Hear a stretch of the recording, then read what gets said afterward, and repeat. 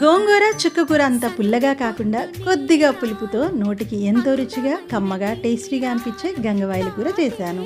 పప్పులో వేసుకుంటారు, పచ్చడి కూడా చేస్తారు. ఈ పేరు మీరు ఎప్పుడైనా విన్నారా? Please comment. ఒక కడాయి తీసుకొని అందులో ఆయిల్ వేసుకొని సరిపడా ఆయిల్ వేసుకొని ఆవాలు, జీలకర్ర, వెల్లుల్లి రెబ్బలు, పచ్చిమిర్చి, ఆనియన్స్ వేసుకొని మంచిగా ఫ్రై చేసుకోవాలి. ఇక్కడ నేను కారం యూజ్ చేయట్లే. అండ్ సాల్ట్, పసుపు 1/1 వేసుకొని టొమాటోలు కూడా వేసుకొని మంచిగా మగ్గనిచ్చాక ఏదైతే ఆకుకూర తీసుకున్నామో గంగవాయల కూర అది వేసుకొని మంచిగా మగ్గనీయడమే.